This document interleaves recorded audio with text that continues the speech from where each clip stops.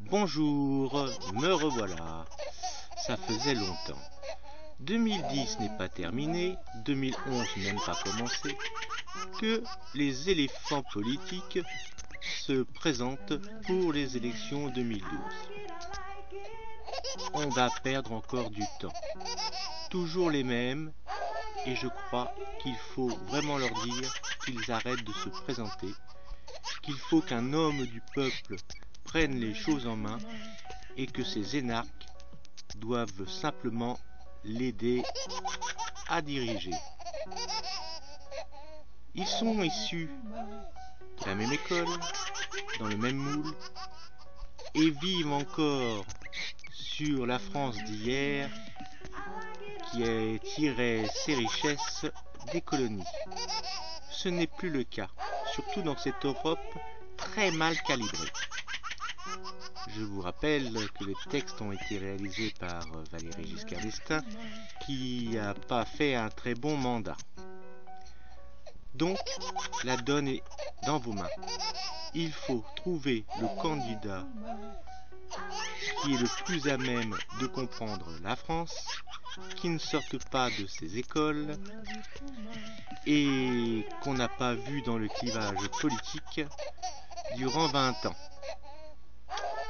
C'est un gros travail, mais il faut le faire si on veut retrouver la France debout. En plus, il faut que le gouvernement siège à Bercy. Pourquoi ? La France a quand même une donne touristique intéressante. L'Élysée pourrait faire un hôtel 7 étoiles et le personnel y resterait. Et cela créerait des nouveaux emplois. Matignon, on peut en faire aussi quelque chose. Et tout cela géré par les réunions des musées nationaux peut faire une France très combative au niveau du tourisme. Deuxièmement, il faut donc que ce gouvernement soit restreint, avec un leadership plus à même à comprendre les Français et leurs préoccupations, et doivent siéger à Bercy, centre névralgique de la finance. Car quand on voit que depuis des années, les cadeaux fiscaux se font à gogo et qu'ils n'en connaissent que les chiffres à la fin du bilan, c'est un scandale.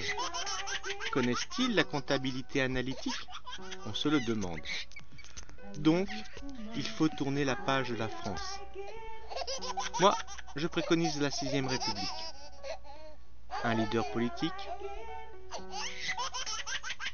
quelques ministres bien définis dans leurs tâches, un de la sécurité intérieure-extérieure, un de l'éducation et de la santé, parce que ça va ensemble, un sur le développement commercial, et puis d'autres idées qui sont encore en stock.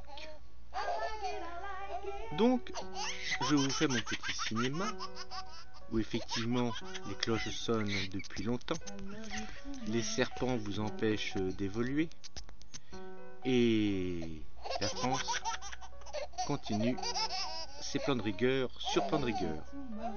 Donc, ça veut dire qu'on va au dépôt de bilan et qu'on se retrouvera beaucoup à la soupe populaire.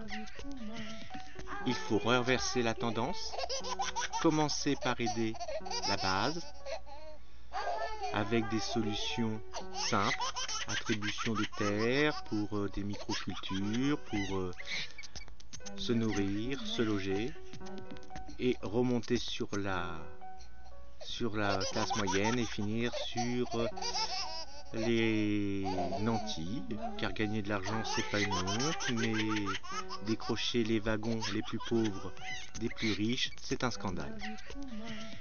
Voilà, donc je lance le débat. Ne votez surtout pas pour une des figures qu'on a vues pendant 20 ans, de l'extrême gauche à l'extrême droite, il faut trouver le candidat idéal qui sera soutenu par les énarques qu'il aura choisi car c'est leur boulot. Les mairies, les préfectures, tout ça, c'est leur domaine de compétences et de connaissances. Mais diriger la France, on le voit aujourd'hui, c'est plus ça. Et il y a des boulots car des pays émergents qui sont partis de plus bas que nous vont bientôt nous dépasser. La France est jetée en pâture à l'Europe. Cela aussi, il faut que ça change.